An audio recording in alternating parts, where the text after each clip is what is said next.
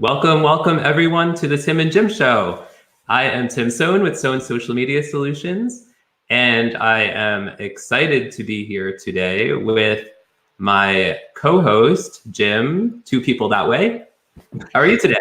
I'm doing great, and good afternoon to you, Tim, and Byron. Thank you for joining us from across the pond. Very excited to have you on the show today. We had some great discussion beforehand, and so I know this is going to be a great show today. And Tim, why don't you tell us a little bit more about Byron? Yeah, so thank you for being here, Byron. And Byron does some amazing work. You guys have to check out his LinkedIn page. He has lots of great informative videos. And so Byron, why don't you tell us a little bit about yourself? Awesome. Well, firstly, thanks for having me on the show. Really excited to be here. So essentially what I do is help entrepreneurs become unstoppable. So it's all about getting them to stop feeling trapped, stressed, and overwhelmed in their business and really give them the confidence to reach the next level of their life and their success. That's awesome and very to the point. So we want to thank you all for being here once again. We would encourage you to do these things down below. You know, do some hearts, do some thumbs up, and show some love here in the group. If you guys have any questions, please put them down below, whether you're joining us on Facebook or LinkedIn or YouTube or wherever you're joining us from. We appreciate you being here. So thank you for all of your support. So today we're talking about overcoming mental roadblocks. So Jim, why don't you start us off with our first question? Yeah, so Byron, what are mental roadblocks anyway, in your opinion? So for me, if we kind of look at the way our brain's programmed, essentially as we go through life, we're exposed to different situations, to circumstances, environments, and events that shape our mold of the world. It gets us to take on all these beliefs about who we are and what we can and can't do. And that can either propel us forward or it can hold us back because we build up these stories in our head about the way that life has to be, about what we can achieve. Like any single time you get a doubt, you get a fear, you worry that you're going to fail, you're going to get judged, rejected, or whatever it may be, it's your past conditioning sabotaging your future success because you're buying into the story in your head. And this is why we get a lot of mental roadblocks that come out in the form of overthinking, procrastination, self-doubt, or fear. So it's whenever you've got a story in your head convincing you that this is the way that life has to be. Mm-hmm. So Byron, yeah, sorry, go ahead, Jim. No, so I was going to say too, so do you think that's too like kind of where we develop that imposter syndrome where we just don't know what, we don't think we're good enough, sort of a thing? All the time. Like the thing that fascinates me about imposter syndrome is you have to have had a certain level of success for it to come in. And a lot of the people who struggle with it are actually amazing at what they do. But because they do have that past conditioning where maybe they got judged or maybe they weren't good enough at something or they struggled with confidence or have some deep ingrained problem, they feel like they're going to get kind of out as a fraud. They feel like someone's going to find out that maybe they aren't actually that good. So they build up the story in their head, which is actually crazy. And this is something I see in clients all the time. It's people who are incredible. They've done all of these amazing things, yet because of that voice in their head, they've got that doubt. And until we can actually remove it, it's always going to stop them from reaching their potential.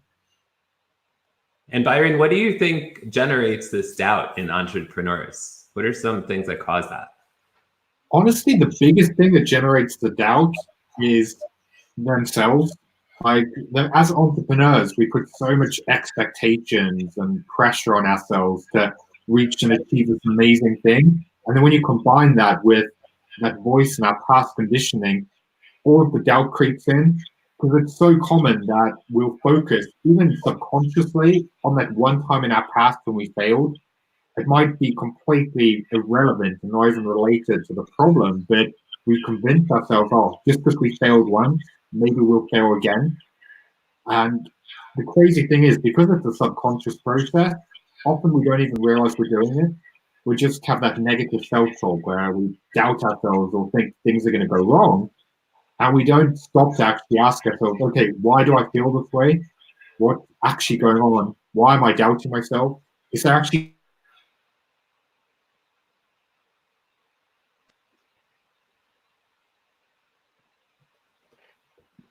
Gotcha. So Byron, you were talking about a few different kinds of mental roadblocks, but what do you think is the most common kind of mental roadblock you see among people you work with? So with a lot of the people I work with, one of the biggest things holding them back is they know what they should be doing, but they're not taking actions that they know that they need to take to create the success that they want. So rather than kind of picking up the phone, putting themselves out there to meet new people, or growing their business, or whatever it may be, they procrastinate, they overthink, they spend hours scrolling through the news feed, anything to avoid that task. So yeah, essentially, anytime we're kind of putting things off, it's really important to take a little bit of time to think what's actually causing that. Because on paper, it might not seem like a big deal, like an extra half an hour scrolling through LinkedIn or Facebook. But if you add that up over the course of the week, I've had clients come in who've been losing at least 2 days a week of work time just because they're doing stupid stuff. They're watching YouTube videos or just mindlessly scrolling, not even realizing how big of an issue it is. Whereas actually, deep down inside, it's because they're afraid. They're afraid, oh, if they put out a video or write a blog article, people are going to judge them. They're afraid if they try something new, they're going to fail. Or one of the biggest ones as well is perfection. Like a lot of people take pride in being a perfectionist. They kind of put it up on this pedestal thinking, oh, they're a perfectionist because they like to get everything right. Whereas actually, there's nothing good about being a perfectionist, because if we really look at it properly, their perfectionism is coming from a fear. It's that fear of failure, fear of rejection or judgment or whatever it is. And that's why we need to start shining a different light on it and getting people to realize that actually their procrastination, their perfectionism, they're putting them off, things off is holding them back. Yeah, and I tell you what, I thought it was pretty fascinating. I was at a 2-day retreat with my business coach a couple weeks ago, and one of the speakers said, the P in perfection is poison. And that was, I thought that was a very powerful metaphor, because, and you hear people say all the time, it's better to take imperfect action than no action at all. Yeah, I love that. That's a great kind of metaphor for saying it.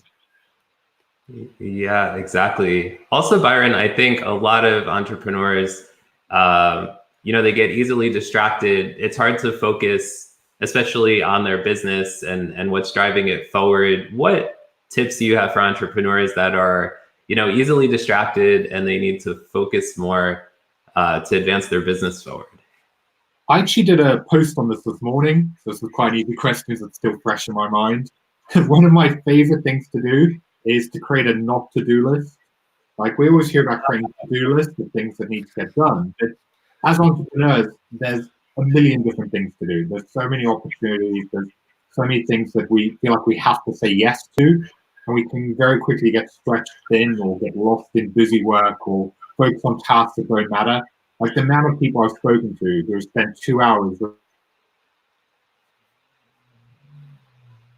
like, yes, that might be important, but is it really going to move you towards your goals? So it's taking that time to actually plan and think about, okay, honestly, what are the tasks that need to get done? Which of those are actually a priority? Which is just busy work? What could you delegate or could you outsource? And what's holding you back? If you can actually be honest with yourself, there's probably things that you're doing that are wasting time, that aren't generating a positive return on the time that you're spending on it, that really you shouldn't be doing, or that actually you don't really enjoy. So when you do that, you can prioritize, okay, what are going to be the biggest things that are going to impact your growth? Then from there, it's really about taking the time to plan your days. So what I do with myself and clients, either on a Friday afternoon or a Sunday evening, depending on the person, is sit down and think, what are the biggest things that you need to accomplish that week? What needs to happen for you to be able to look back and think, you know what, this week I really moved forward. Then every single day, taking time in the morning to structure your day. Personally, I'll plan every 30 minutes. I'll have a alarm set, so I structure my time, including breaks and time off. I'll know exactly what needs to be done. End of the day, then reflect on it. And from there, then plan your next day. Because if you don't, time just gets away from you. And it can be very quickly, you can just wipe your eyes out and the whole day's gone. And you feel like, what did I actually do today? Whereas instead, if you have that self-reflection and that awareness, it really allows you to keep on top of it. Yeah, and I think that's a great point. In fact, Brandy is a friend of mine. She helps run the Small Business Center at Carteret Community College, and I just taught her about LinkedIn events yesterday. But on my not to-do list, and this is partially coming from my business coach, I'd be interested to see what is on yours, is yard work. I now hire it out, because when you think of the amount of time we choose to do on menial task, in a sense, and some people say it's not menial, but when you look at your hourly rate, if you're going to spend all day Saturday cleaning up your yard when you could either be relaxing, recharging, when you start to really think of some of these tasks, even the fact that you can now online grocery shop and have it dropped off at your door, that's one of those debates I'm still having with my wife at times. It's like, you really want to go spend 2 hours at the grocery store when we could just click a list and show up at the door? Because you can't replace time. And I think I love that idea, the not to-do list. I'm going to have to grow mine. Yeah. I think just to kind of build on that, I think that's incredible advice, because as a business owner, chances are your hourly rate and what you could do for that use of time is going to far exceed what you would spend hiring someone to do a task that you don't enjoy. Like, we do the same thing. We have a cleaner coming in because my office is at our house. And for me personally, I don't want to spend a couple of hours cleaning. I would rather get someone else to do it so I can focus on the business. But I think it comes down to knowing what you enjoy.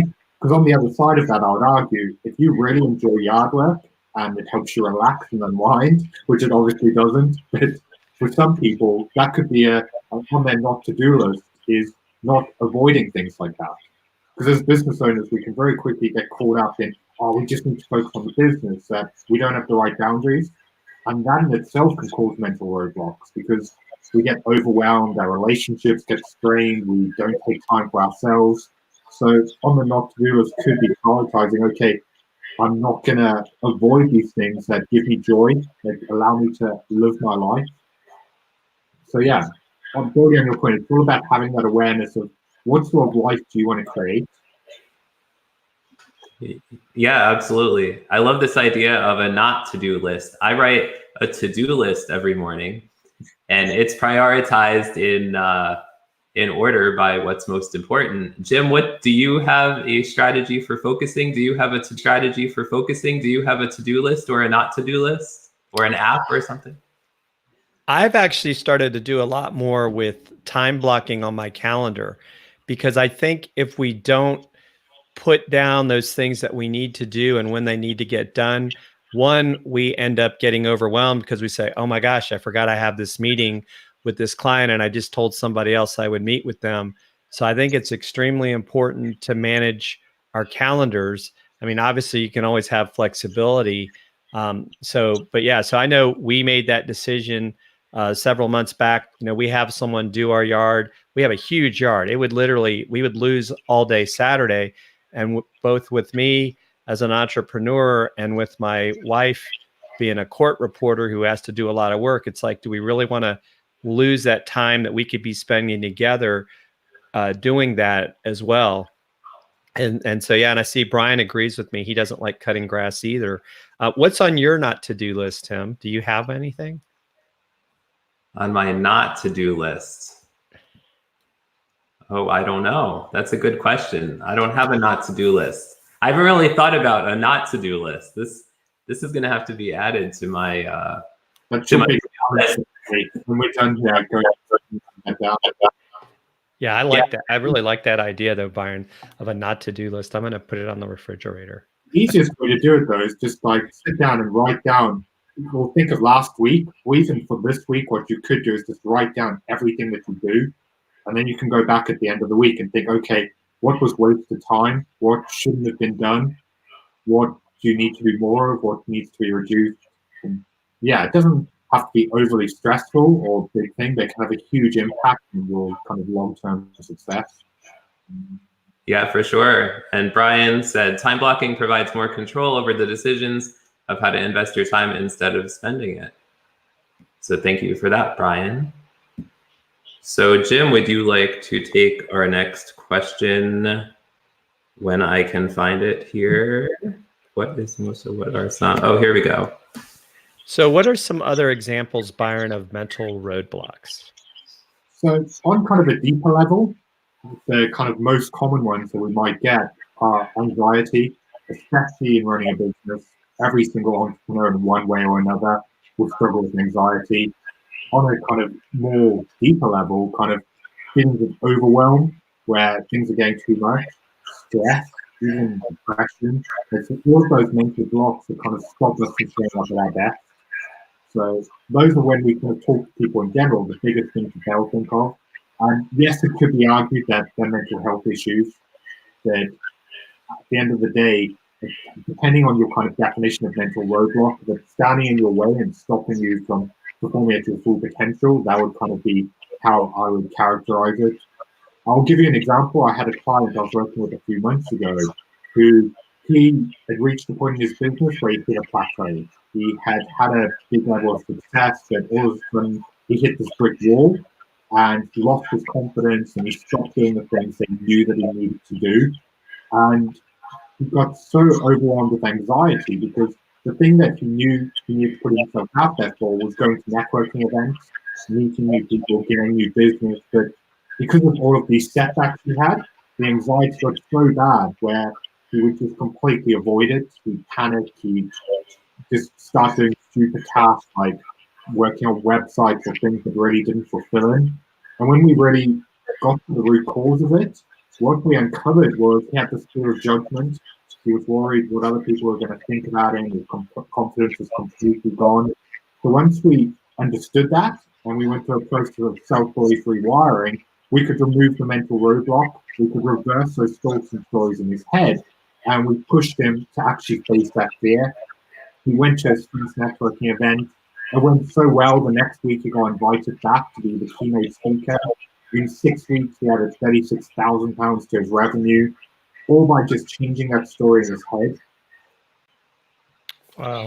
And you know, you bring up a great point too. And I think, and I would be curious to see if you've seen this a lot with the folks you work with, you know, the millennials and Generation Z, which is my kids, they grew up with technology. And I feel like sometimes a lot of entrepreneurs, especially those that are a little bit older than the millennial age, they get that anxiety from like, oh my gosh, there's so much technology. There's so many social platforms. How am I going to manage all this? And they get overwhelmed and then they don't take any action. What are your thoughts on that? 100%, especially when it's always changing. Like people get so caught up in like what's relevant today that tomorrow it could be completely thrown left field and completely different. So you have to be able to keep yourself mentally keeping up with what's going on. You have to innovate, otherwise you're going to get left behind. And that fear in itself, when people are already afraid that they're going to fail, they're already afraid that they're going to get judged or put themselves out there, can stop them from doing anything. As a perfect example, one of the biggest ones right now is everyone saying you have to do video content. The amount of clients I've spoken to who are like, oh, I'm terrified to get on video. What are people going to think? Or what camera should I be using? How am I going to do it? How am I going to edit it? All of these things that if we break it down, it's quite like outsource it, get someone else, do it on your phone. They're not big issues. But if you're just faced with this fear, it can completely stop you in your tracks. And that's the problem with being overwhelmed. We build it up in our head, so it becomes a far bigger issue than it actually should be. And this is why I think we really need to stop reacting and responding constantly. Because one of the biggest problems with business owners especially, and the reason why they get these mental roadblocks, is they're constantly reacting to life.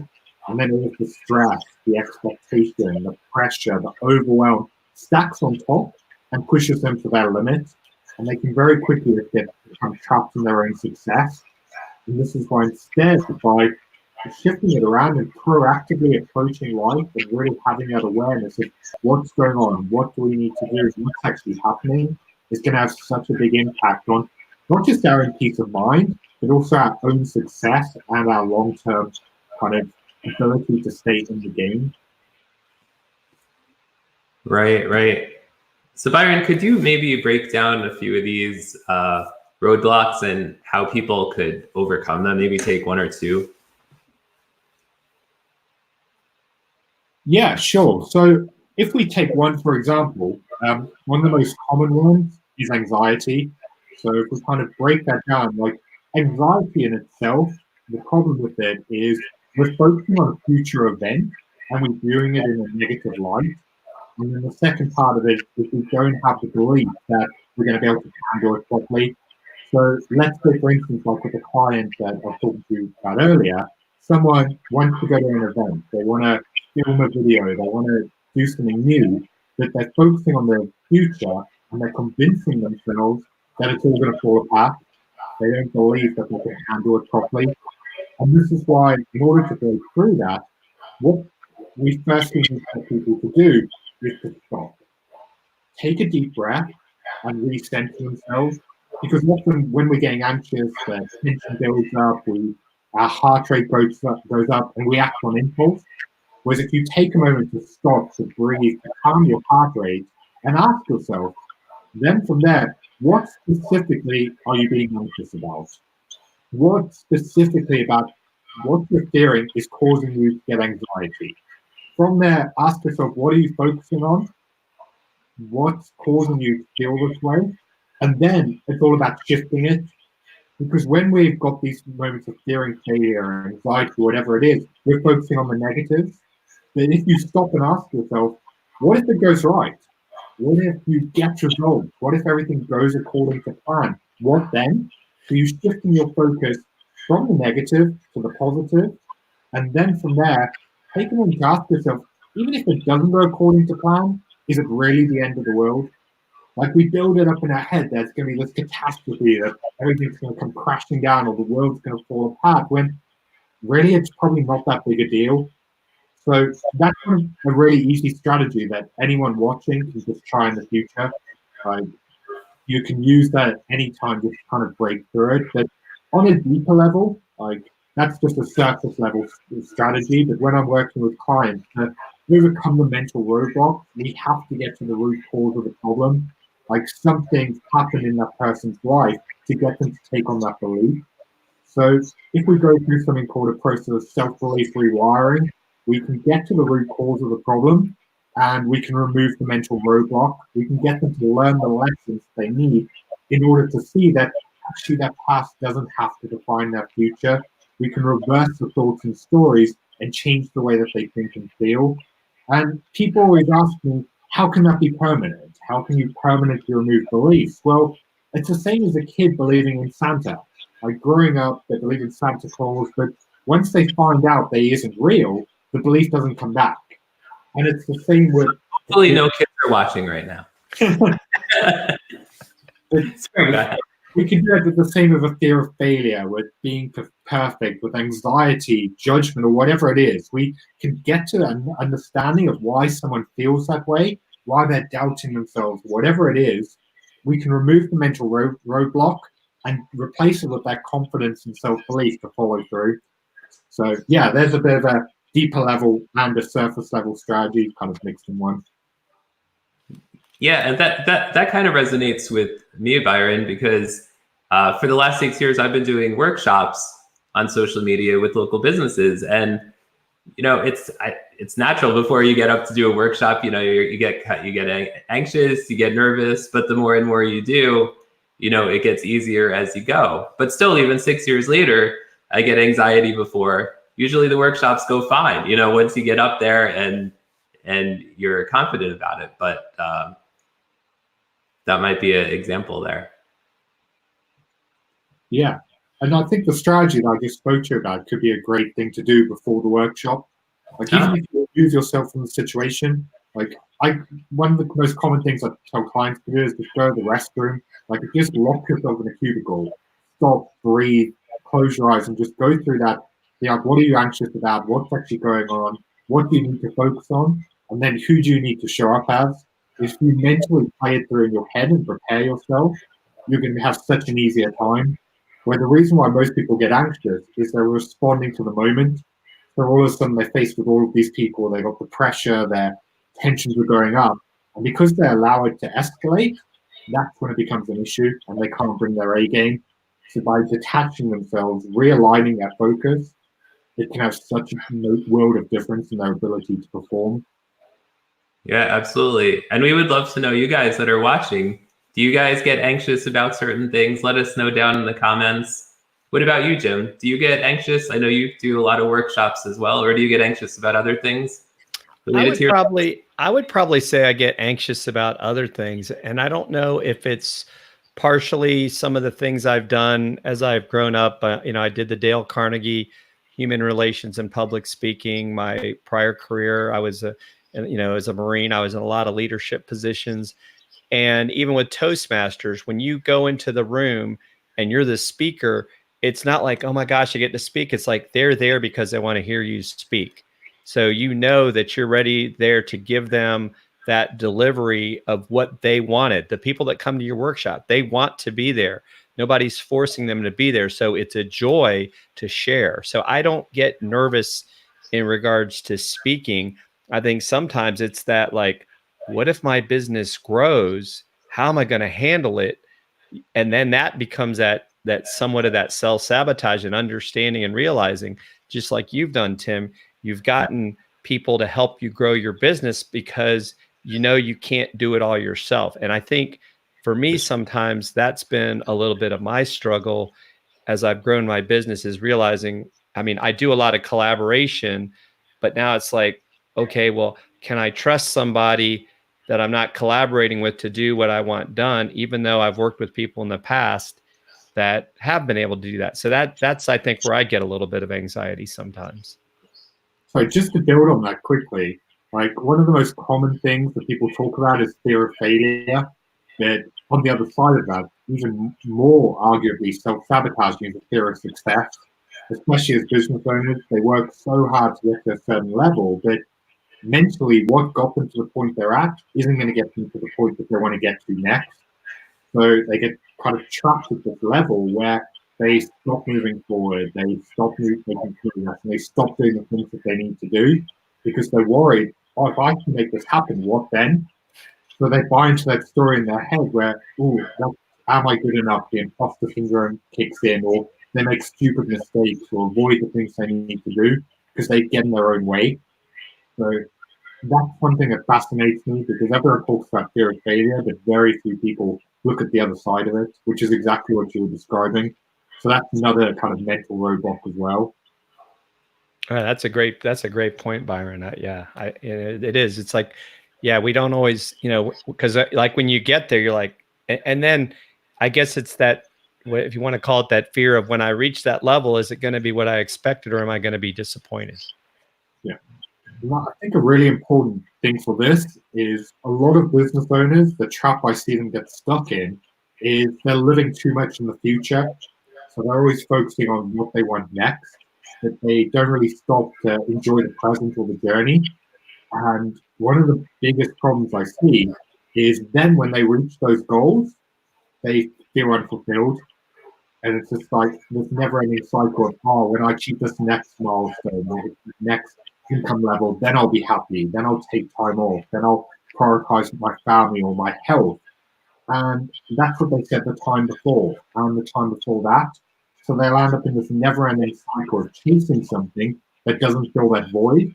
So when you then combine that with the pressure at that higher level, the stress, the expectations, it pushes them to their limit. And this is why you see so many successful business owners who on paper have it all, being miserable. Like I spoke to a guy recently who just felt numb. He was going through the motions. He was no longer enjoying his work. He couldn't understand why he was doing it anymore. And it was because he was focusing on that end result all the time, not stopping to enjoy the journey and what he was actually doing.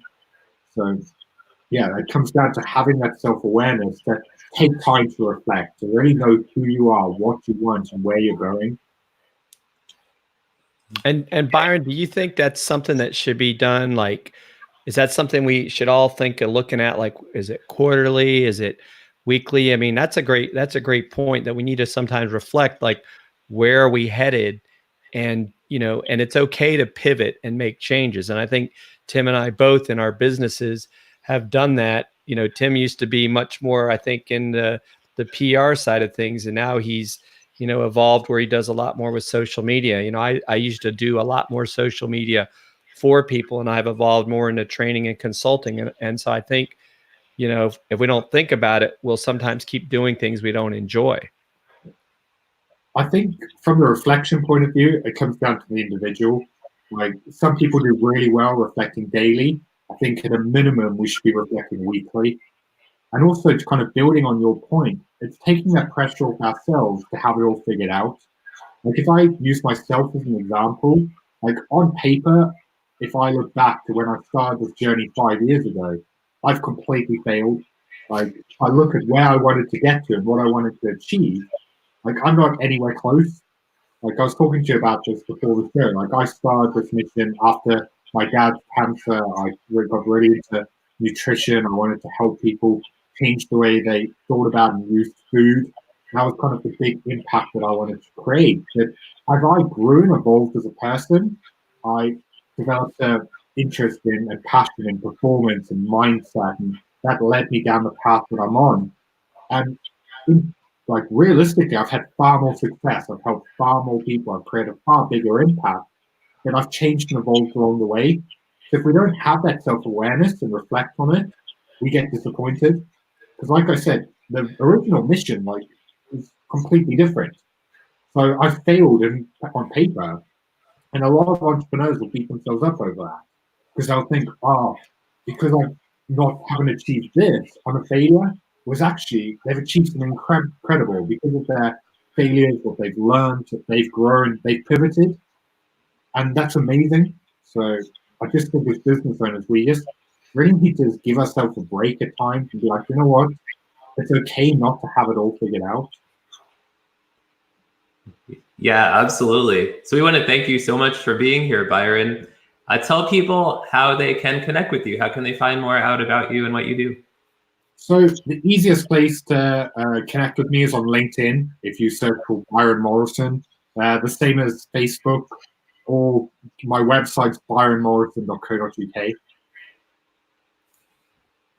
Great. And next week, we're going to have Ken Johnson on our show talking about apps for business, and perhaps helping to answer a question you might be thinking about. Should you have an app for business? As well as we'll talk about different apps that you could use in your business. So thanks, Byron. Thank you for being here, everyone. Jim, do you have any parting words before we go?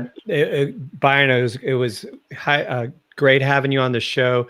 Great points you've brought. And hopefully if people don't check you out and think about how they can get some help with their mental roadblocks, it's definitely something as a business owner to be successful, you have to overcome. Thanks for having me on. Thanks.